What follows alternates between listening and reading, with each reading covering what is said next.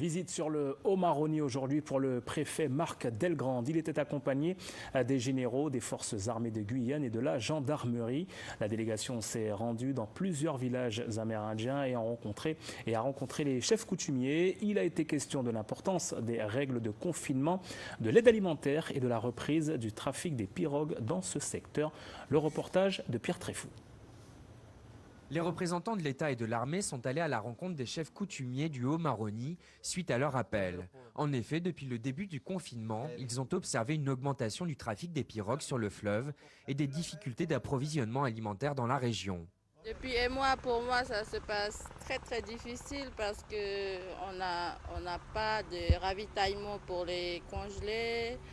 Je ne peux pas aller à Maripasoula pour faire mes courses alors que j'ai 5 enfants à la maison à nourrir.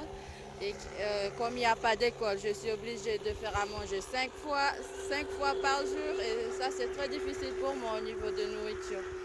Un poste avancé opérationnel a été installé depuis le 8 avril à proximité du village de Taluène. Il a pour mission de freiner l'orpaillage illégal et de rassurer la population amérindienne tout en leur faisant respecter les règles de confinement. L'activité d'orpaillage, elle n'a évidemment pas cessé dans le cadre de la crise du coronavirus. Pour autant, elle n'a pas augmenté. Et d'ailleurs, notre intention n'a jamais été, de nous désengager de cette mission, y compris dans ce contexte. Donc ce poste, il est intéressant parce qu'il gêne, il perturbe, il empêche les orpailleurs de circuler librement. Le préfet a rencontré les habitants d'autres villages, comme celui de Twenke, où il a réaffirmé l'engagement et le soutien de l'État pour ces villages et a rassuré les habitants. Pour l'instant, aucun malade du Covid actif le long du Maroni. Ça, c'est la situation actuelle. Nous allons tout faire pour que cette situation se maintienne.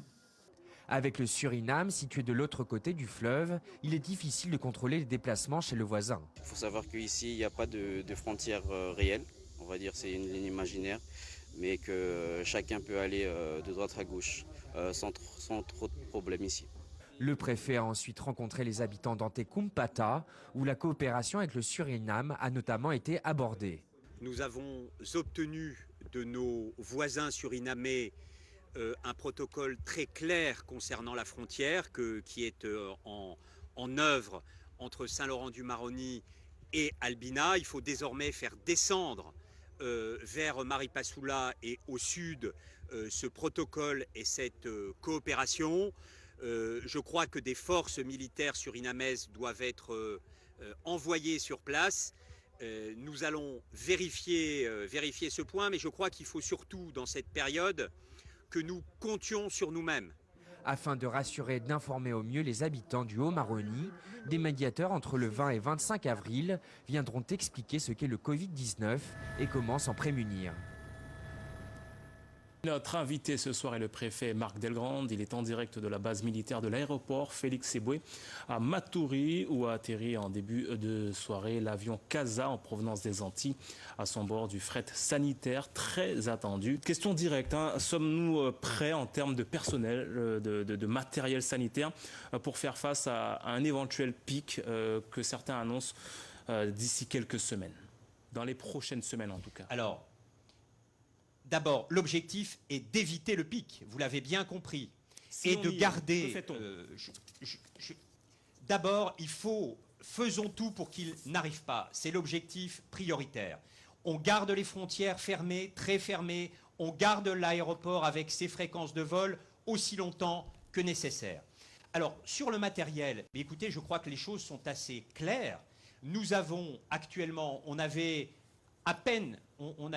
11 ou 12 lits de réanimation avant le Covid et nous avons multiplié par 4. Nous sommes à 40 lits de réanimation avec une possibilité d'armer 20 à 25 lits supplémentaires si la situation l'exigeait.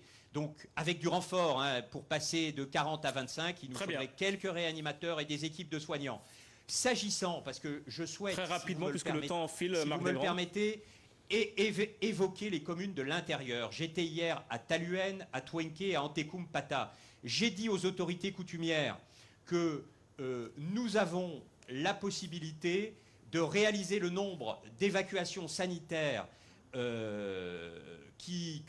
qu'on peut envisager pour un pic épidémique, nous disposons en Guyane du nombre de vecteurs aériens nécessaires. Donc il y a les réanimateurs, mais il y a aussi pour les communes de l'intérieur la capacité à évacuer sur le CH de Cayenne. Merci Marc Delgrand, et on retient donc que le fret sanitaire est bien arrivé, mais il y a aussi du fret social. Vous étiez l'invité, merci d'avoir répondu à notre invitation dans cette édition.